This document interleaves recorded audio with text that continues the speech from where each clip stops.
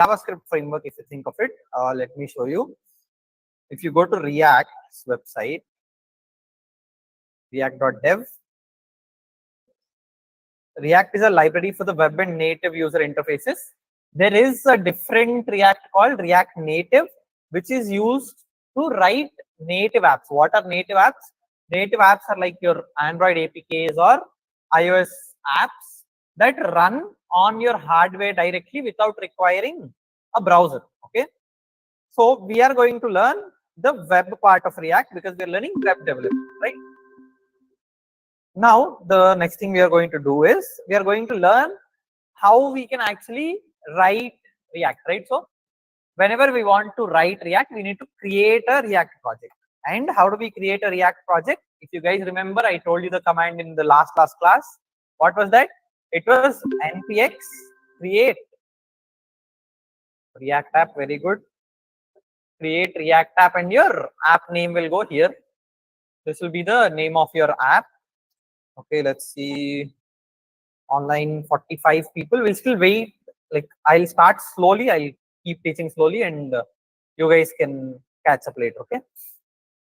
So once we do this, what happens? A very specialized folder structure is created. What is the folder structure? Does anybody remember? What are the two main folders that we have in React app or the React project that we create with this command? They are public and SRC. Yes, very good. Okay, let's see. I guess somebody online also responded. Screen is not sharing. Yeah, let me share that. Yes, you didn't share the screen, I guess. Yes, now it should be sharing. Okay. So npx create React app, and the name of your app will go here. Okay. So now whenever we run this command, two different folders are created. Okay, not exactly two, more than two, but two main folders are created, which is public and SRC. For now, we won't touch public because you basically won't do anything that requires you to change public. Okay, so SRC is the folder that will concentrate in, and in SRC, what do we have? We have something known as app.js, and this is the only main file, I'd say. The others you don't really need now. So what does app.js do? Whatever is written in app.js as HTML. For now, just think of HTML. Don't think of React components yet. Whatever you write in app.js will be shown in your public's index.html when you run your website. How do you run your React app? What is the command to run the React app? It is npm start, or you can even say npm run start. Okay, both are same. Okay, so this is the command used to run your React app. This is to create your React app. Okay, now let's quickly create this React app. We already created it, if you guys remember. Let's see if that is, yeah. Okay, so I ran this command. Okay, I already ran npx create React app. I'll give you like 10 seconds if you want to run it. 10, 9, 8, 7, 6, 5, 4, 3, 2, 1. Okay. So once you run this, you'll get a directory structure that looks something like this. Okay, we have only two main folders, public and SRC. When you open public, what do you see? You see favicon.ico, index.html, logos, and some JSON and robot.txt. This is for web crawlers and all of that. You don't need to bother about public for now. In SRC, what do we have? We have, this is the component that I created. Don't bother about that. We have app.css. We have app.js. This is where you will write all of your React code. You might write it in other files and import it here. But at the end of the day, your complete app will function from this file. Okay. And then we have index.css and index.js. This is not to be touched. Okay. Index.js, don't touch it unless you know what you're doing. Okay. And then we just have the logo, and these two are not required for our level of apps. When we go into MNCs, they will use these files. Okay. So what happens in app.js? Say for example, I am creating a h1 tag here, and I'm saying, okay, and now how do I run this? I run it by going into a terminal that is in this path. Okay, you have to open this folder, and in that folder, you have to keep your PWD present working directory should be that folder's directory, and then you hit npm run start or npm start. I am habituated to npm run start. You can use either of the commands, it's fine. Okay. Now, once we run this, we'll just wait. Okay, so automatically it will launch on port 3000. Wait a minute, it is still loading. Once it loads, what do we see here? We see our h1 tag written as if we just wrote normal HTML, right? So whatever you write in app or the app function is by default HTML, okay? But if you see what is happening over here, we are importing a few things. For now, if you see, these are not highlighted. This is a bit colored and this is a bit dull. That means you're not using this import anywhere. We are not using logo.svg anyway, so I'll remove that. I'll just keep this because I want to use it in the future. So we have a JavaScript file that has only a single function written in it. Now the thing you need to note is that the file name app and the function name app need to be an exact match. That is, you cannot have app and have the function as Ali or something. Okay. For now, think of it like that. You can export multiple functions through React, but I don't want to confuse you. So for now, file name and function name have to be same. And in this function, you're going to do a few operations, whatever you like, but then you will return something known as JSX. Okay. What is JSX? JSX is basically your HTML and JavaScript put into a mixer grinder. Okay. If you look here, 1 second, we are writing JavaScript, but we are returning something else. And here I can actually write a few variables on top. Okay, in my function, I can declare variables, right? Obviously, you guys know this. Let x equal to 10. And now, if I just write opening brackets and closing curly brackets and write x here, what do you think is going to happen? We'll get that value here if you see. Okay, so this is working like JavaScript. I'm trying to access the value of x and that is being substituted into HTML. So it is actually equivalent to the big function in normal JavaScript. Okay, normal JavaScript is called vanilla JavaScript. That is, you're not using any framework. You're just using the JavaScript language that is called vanilla JavaScript. Okay. So now this looks like till here, actually, it looks like vanilla JavaScript. But from here, it's like HTML. And in the middle, there is some JavaScript. Okay, this part is JavaScript. Whenever you write JavaScript within your React app, you write it like that. Okay, so you open brackets and close brackets.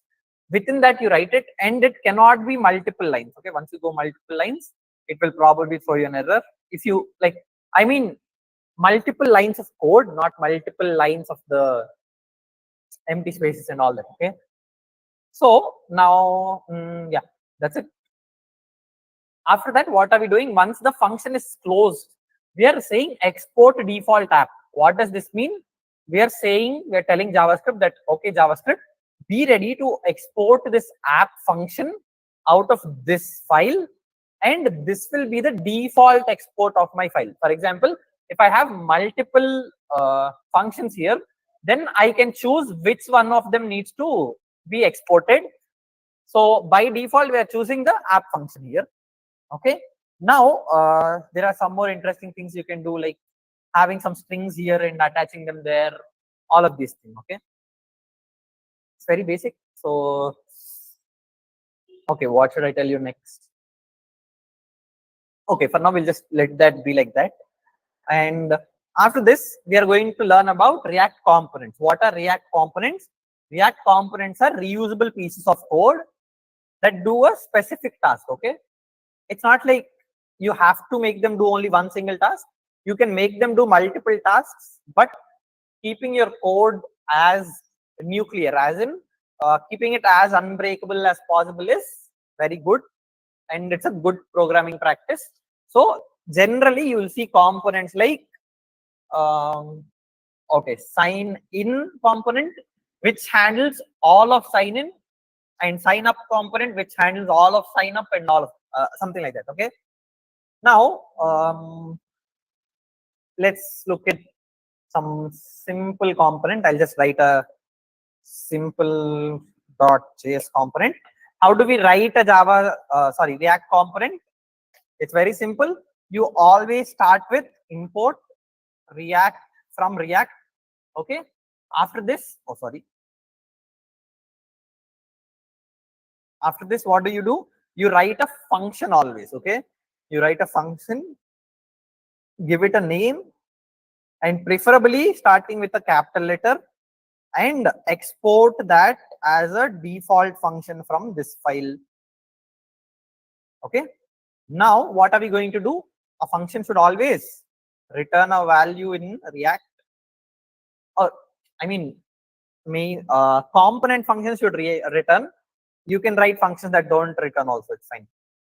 Simple component this. Okay, so we are basically returning some HTML from our function, and now this function we are going to import into app.js. Okay, how do we import? We just say import. What do we want to import? We want to import the simple function, and S is capital.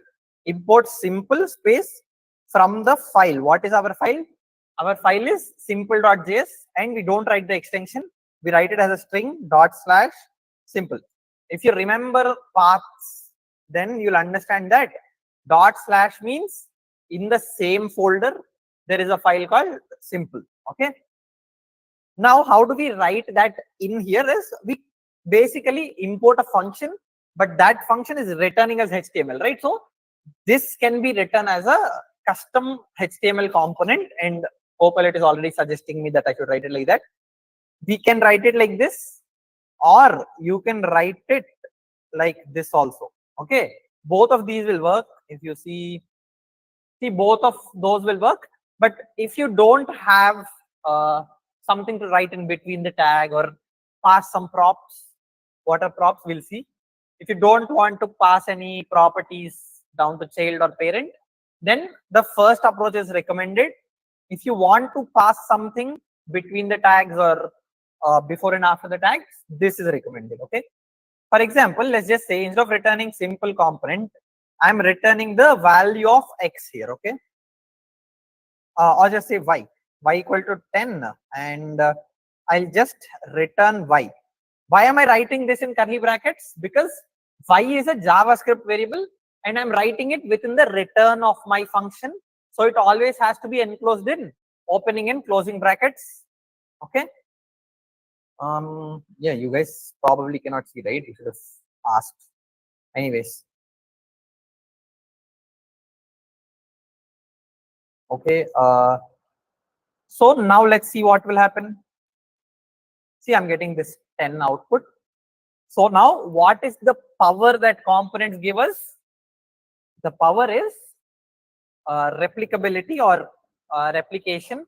So if you guys remember, I told you in that class, that is, oh wait,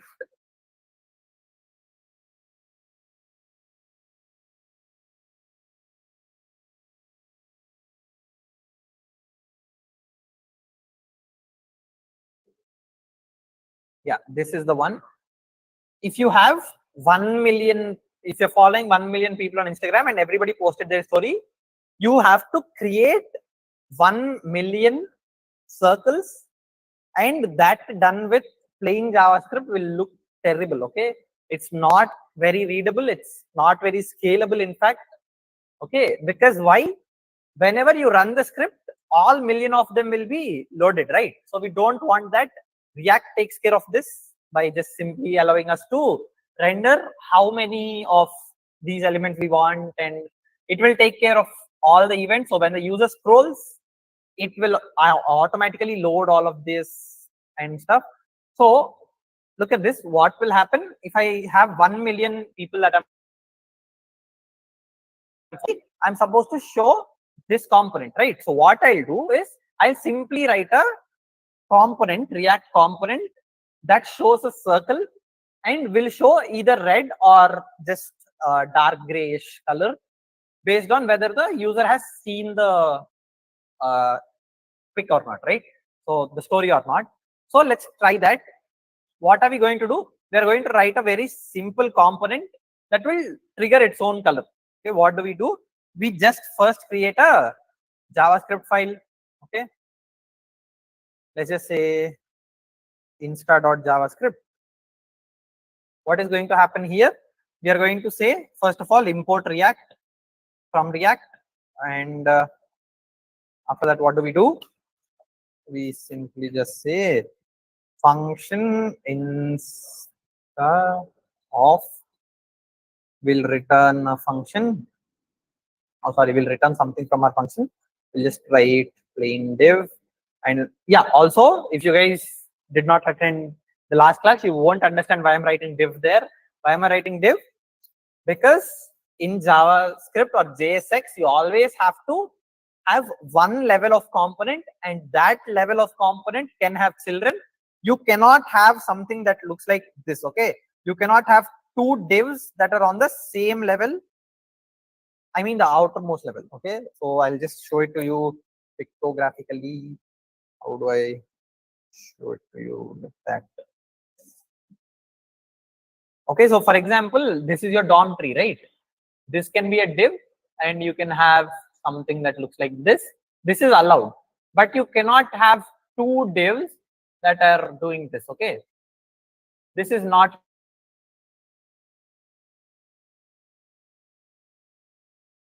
element for all of your JavaScript. Okay, or all of your component basically. This is true for app.js also. If you have 2 or 3 h1s here, you always have to enclose them within div. If you just have one single h1, you don't need to, but it's good practice to keep an empty div just like that. Okay, now the next thing we are going to do is here we are going to write a box for now. I don't want to go very deep into the styling because we already know how to apply CSS, right? Now what will I do? Also remember, your HTML attributes will be very, very different here, because if you write ID here, you have to write equal to, and in double quotes you write text. Yeah, we don't need this. For now, we'll just give inline styling. See, this is how you give your styling, and here you write color. Oh, sorry, I guess this is color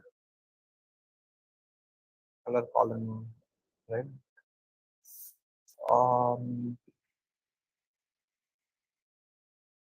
Oh, I forgot this again.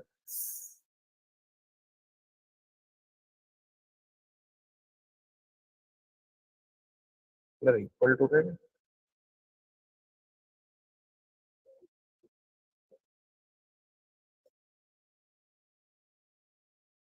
Red. Red. Equal to red pixel.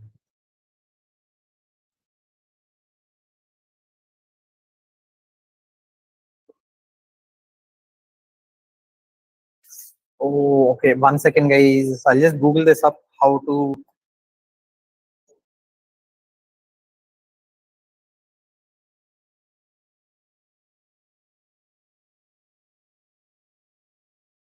line CSS.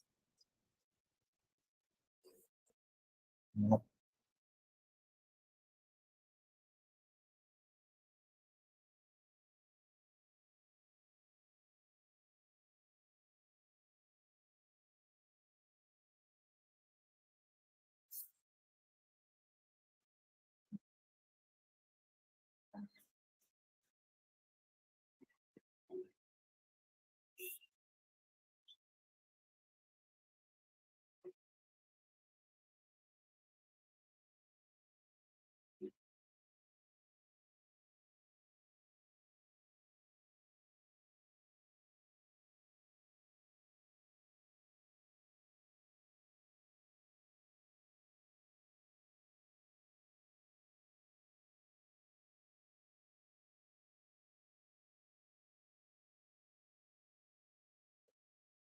I will component that is not possible. one.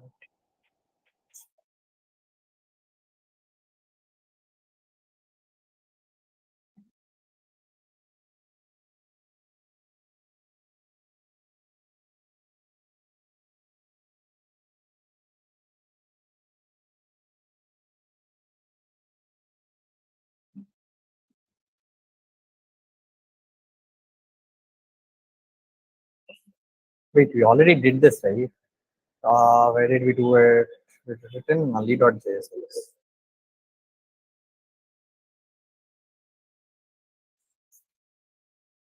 Oh, we give it like this only. Okay, let's do the same. We don't give it like this. Let's do that. And okay, for now we'll just give width equal to, how do we give two stylings to this?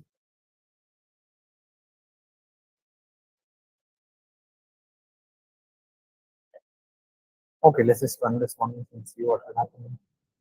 I have to import this here. Okay, I'm just importing that Insta component into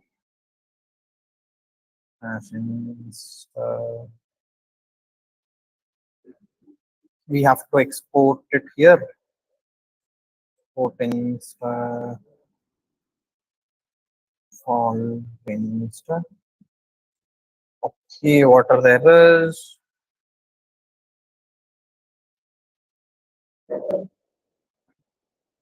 Background color is not defined. Okay. So I am doing something wrong. Style equal to, oh, I guess we give double here. So no, let's see.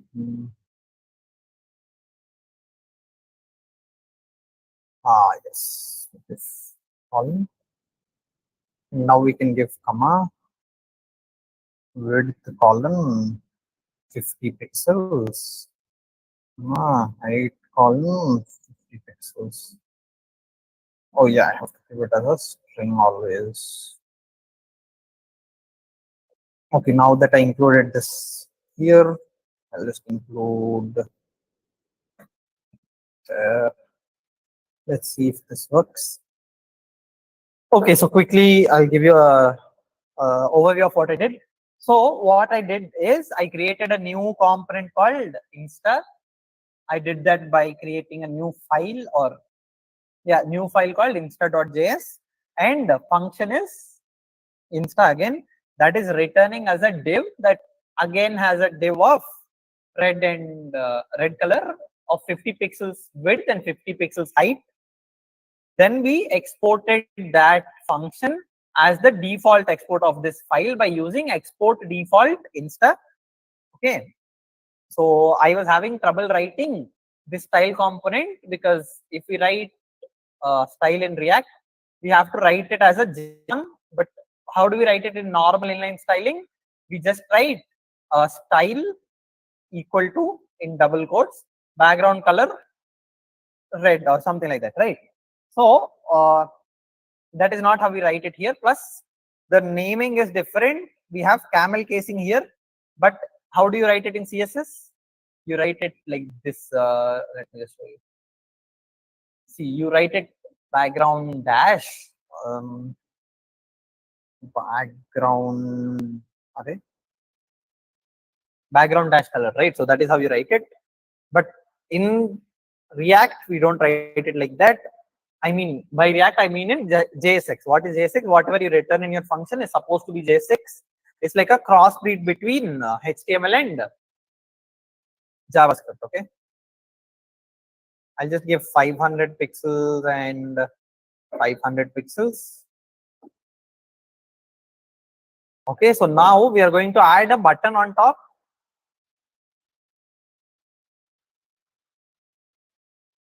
Button, click to change color.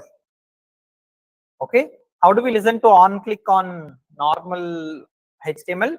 We just write on click, right? On click equal to we'll call a function. What function will be called? Change color.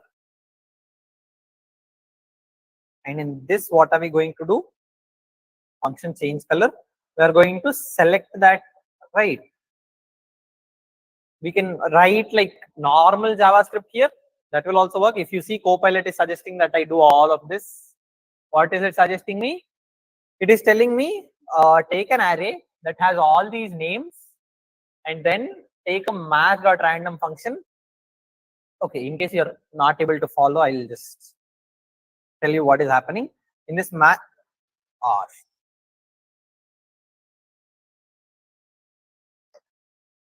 Okay, so here what is happening?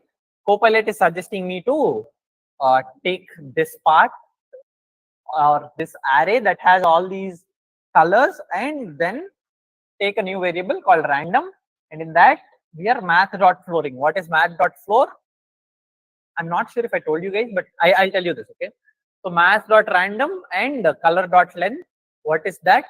So what we're doing is math.random will always return you 0 to 1, and into color length will return you 0 to color length.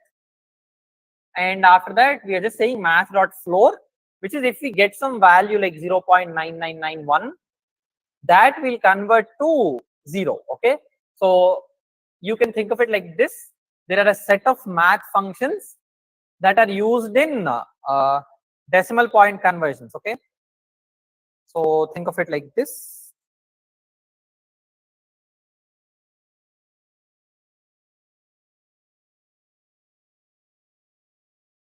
Okay, you have your value here. Let's just say this is some 10 and this is your 11. If I have something like 11.4, oh sorry, 10.4 will be here, right? 11.4 will be somewhere else. Okay, if I have a value like 10.4 and I apply math dot all these functions. Okay, now we'll look at all the functions. First is ceil, okay, or CELI. I don't know the spelling, but it's like ceiling. Okay, math.ceil is the function name. And what happens is, think of it like this room. For example, if I am covering a certain height or I am above the ground, I'll go touch the ceiling. That is what math.ceil is for. What does math.ceil do? Whenever you have a value that has something greater than 10 point, okay, so 10 point, whatever is there, it will convert it to the next closest integer, which is 11. Then we have math.floor. You can think of it like height, right? So if you're at least above the ground, it will push you to the ceiling. If you're at least below the ceiling, it will push you to the groundless floor. Okay, so this floor will push it to 10. Whatever is here is discarded in both cases. So yeah, that is just it. And math.random will always return a random number in between 0 to 1. Okay, so that is all I wanted to say. And what is it doing next? It is multiplying into color length. Why? I already told you. After this, it is selecting document.query selected div style.background color equal to color of random. So this random is going to be the index of the color that we're accessing in the color array. Okay, it's pretty straightforward code. We already did this before. Now, what we're going to do is we're going to do it the React way using something known as state variables. Okay, if you guys remember from the previous class, we have something known as a state variable, which whenever you update its value, you have to update it through the use state hook. What is a use state hook? It is a special function that React gives us through which we can declare state variables. Okay, okay, not exactly that, but hooks in general are special functions that React gives us to allow us to take advantage of React's features. Okay, for example, we'll first learn the use state hook. What is the use state hook used for? It is used to create state variables. Okay, create and maintain, you can say. Okay, whenever we want to declare a state variable, how do we do it? We say a constant first. Okay, this is going to be a variable, but we declare it as a constant, and then click, or let's just say red or yeah, we'll just go color. Okay, what we'll go theme, and then we'll say set theme. This is the standard naming convention. You don't have to follow it, but most people will follow that. Whatever the variable name is there, that comes on the right side of set, and the first letter is turned into capital. Okay, so set theme equal to use state. Okay, use state function, and within this function you can give a parameter which is the initial value of that variable theme. Okay, for example, in our case, theme by default is going to be red, or instead of theme we'll just do color. Okay, set color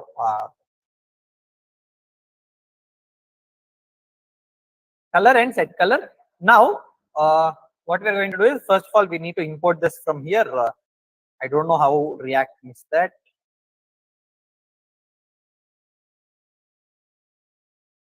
This will commit that.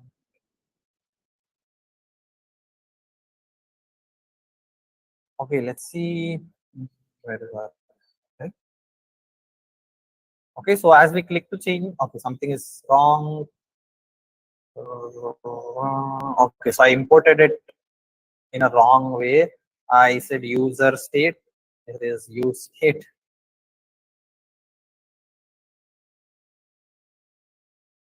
Use state cannot be called at the top level. Yeah, these need to be called within functions. I forgot.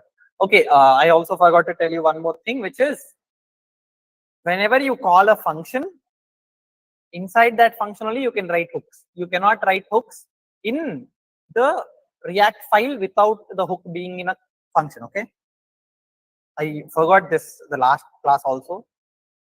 So after this, what did we do? We changed the whole logic so that we can use a local variable, right? If you remember, we kind of did the same thing in the last class, but I'm just giving you a overview again. Okay, what is going to happen whenever he clicks the button? We are going to call change color, and we are going to write the function within this function. Okay, that is possible in React, by the way.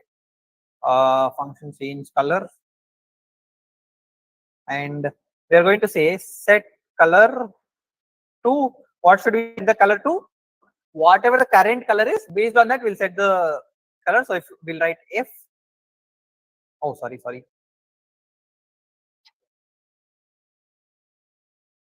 if color equal to red, then what will we do? We'll set it to blue, or whatever you want for that matter, but for now we'll just do red and blue. Okay, else we'll just set color to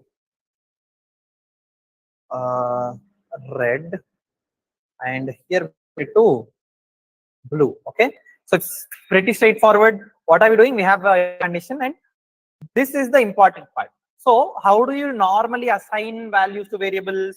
You say x equal to 10 or y equal to 20. But here what you do is, instead of saying that, you send them, you send a parameter into a function. Okay, so I'll just simplify this for you a lot. Okay, think of it like this. How do we generally assign values to a variable? We say let x equal to 10, right? Or let's just say we have the declaration somewhere. We just assign it like this, right? X equal to 10. But in React, when we want to use state variables, in React you can use normal variables also. This is also allowed, but we use something known as state variables because they allow us to re-render the component whenever their value is changed. Okay, what do I mean by re-render? It means the value will be updated throughout the React app. Okay, now how we do this in state variables is, we say const x comma set x equal to use state of 10, and the next thing we do is, whenever we want to set x, okay, or change the value of x or assign a value to x, what we do is we say set x with the value. Now what is the value going to be? It is going to be 10 or whatever. Here we gave 10, right? I'll just give 0 here.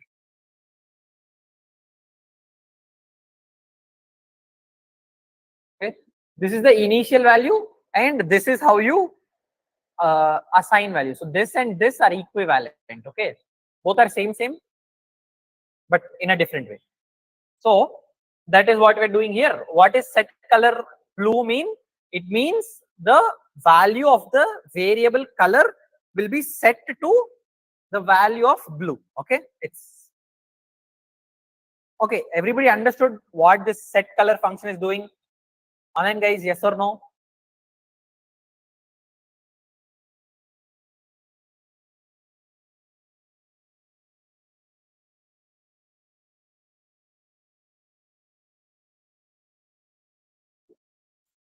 Okay, I'm assuming nobody has any doubts and moving ahead.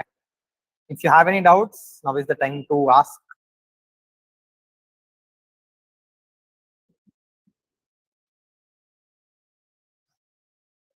Okay, I did not import useState properly still.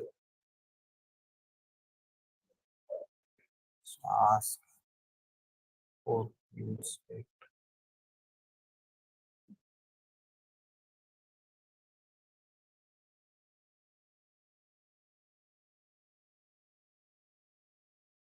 Use capital C.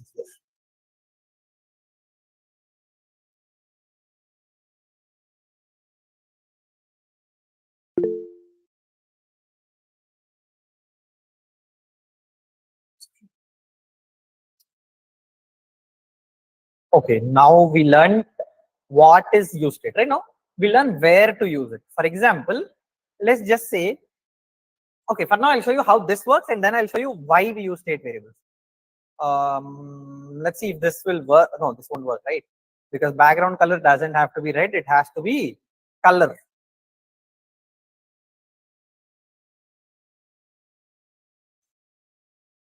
Let me just show you how it works or not. If I click on change color, what is happening? The color is changing, right? So now let's see why we require state variables by removing them and trying to solve the same problem. Let's just say I have a variable called color, which is by default red. Okay, and if I'm writing normal JavaScript without writing state variables and all of this, what do? I just have the same thing down, and I'll just say Control K C. Instead of this, I'll just say color equal to red, and here also we'll say color equal to blue. Okay, so now it should work, right? By default it is red. If I'm clicking, what is happening? It is not changing. Why? We'll see.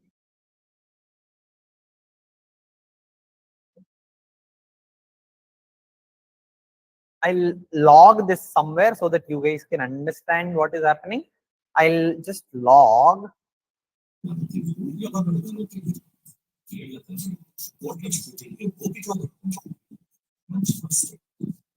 So guys, please mute yourself.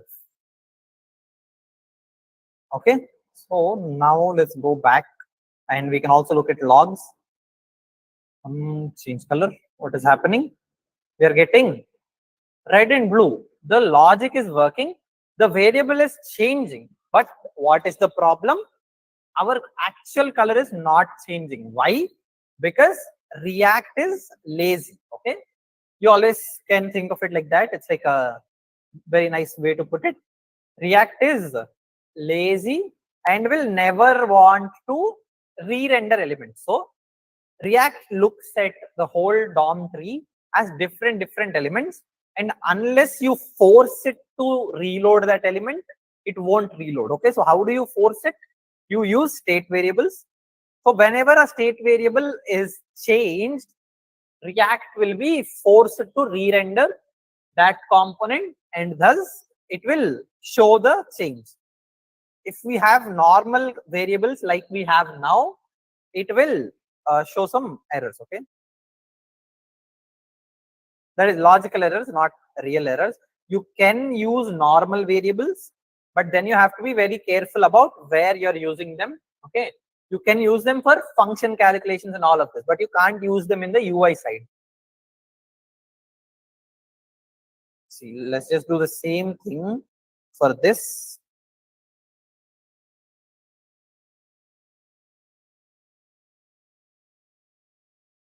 Now again using state variables, if I keep clicking, what is happening? It is being re-rendered, right? The same thing is happening in the console. The value of the variable is changing, but the UI was not changing. Why? Because React was not ready to reload that element because its color changed. That is, we have the previous state of that element. What is state? State is basically the situation of the element. What is the first situation of the element? It will have red color by default, right? Unless we change that situation specifically using state variables, or unless we change that state by using state variables, we will not be able to make React re-render our element. Okay, so any doubts? Any doubts on why we use state variables? Is it clear? Okay, I'm hoping it's clear because you guys are not giving me feedback. I'll have to assume that is clear. Okay, so now we'll get started with the use effect hook. Okay, use effect hook is actually simpler than use state hook. What does use effect hook do? It will run at certain conditions. Okay, so now what happens is you write use effect.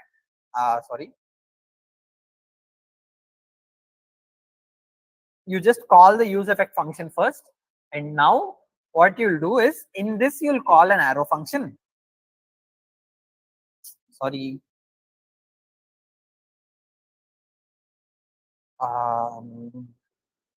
Okay, and there are two parameters for use effect, which is first is the use effect function, or sorry, an arrow function that will execute whenever use effect is called, and the second one is a dependency array. What are dependencies?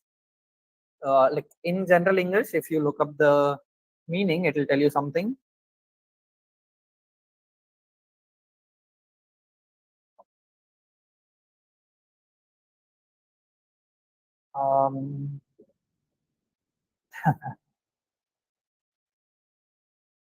It's one of the tasks of a project requires another to be completed first. Okay, don't think about it like that. We have an array of conditions. Okay, basically, like you can think of it like that. Now, what is going to happen is we can choose to not pass this dependency array, the second variable, and what will happen then is that use effect will keep rendering for everything. Okay, whenever any component in your webs or your React app will reload, this will also be called. Okay, so let's just log this and see use effect was called.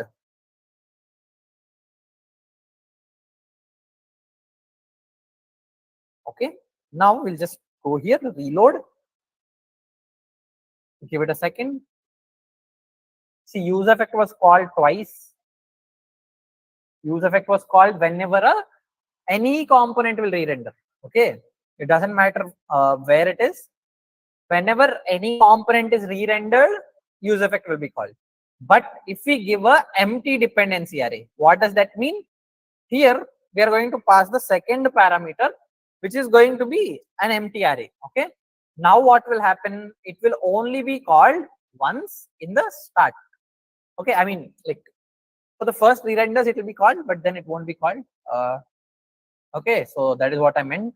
It is called twice in the first, but it is called only like for one re-render. Okay, now you can pass state variables here. Don't pass normal variables because that will defeat the process. So let's just pass color here, so that whenever color is changed, it will be called. Look at this. What will happen? Use effect is by default called twice, and after that, whenever we change the color, once use effect is called. Okay. Now, where do we use this?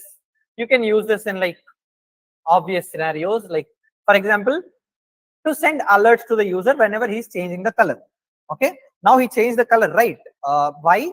Because whenever the color, the dependent variable is changed, see, this is the variable that is dependent. Whenever this is changed, you will call this function. We'll just say alert theme change to whatever it is, theme change to plus color. Okay, now let's see. Let's just reload and click on this. What is happening? Theme change to red. Okay, okay, okay. See what happened? Something is wrong with our code. Click again. Theme change it to blue. Click again. Red. Click again. Blue. Click again. Red. Okay, so it's working. Now you can use this to acknowledge changes in variables. What does that mean? Whenever a variable is changed, if you want to do something, you can do it within the use effect. Okay. Never call heavyweight functions in this. By that, what do I mean? For example, connecting to your DB and awaiting, that will make your React app slow as a whole. Okay. So never try to connect with any databases in use effect hooks. Connect them in normal functions and call them through use effect hook if you want. Only like less number of times. Don't call it too many times. Okay. And yeah, that was it for today's class. Does anybody have doubts in this whole code? Does anybody have any doubts? What did we learn today? We learned the need of React. I mean, we didn't exactly learn it, we just revised it. Okay. So we understood why we need React. We understood what is React. What is React? React is a JavaScript library that we use for dynamic rendering of websites. After that, we learned normal app.js and we understood what JSX is. It's basically JavaScript and HTML together. After that, we learned some rules about React, that whatever is being written needs to be always in a single parent element. Whenever you write JavaScript, you need to write it in opening and closing brackets. And what did we learn? We learned how to write React components, how to include them. Then we saw how we can style components in React. Then we learned about state variables, use state hook, and what are hooks basically, that we gave an overview. And after that, we learned the use effect hook. That is, whenever there is something happening, there will be a side effect for that action. That is what use effect hook can be defined as. Okay. There are side effects of an action. That is, that action is always the change of the dependent variables within that array. Okay. Within this array, that is. Okay. So yeah, that's it for today. If anybody has any doubts, you can feel free to ask. We have a lot of time left. If you don't have any doubts, you can leave the meeting as usual.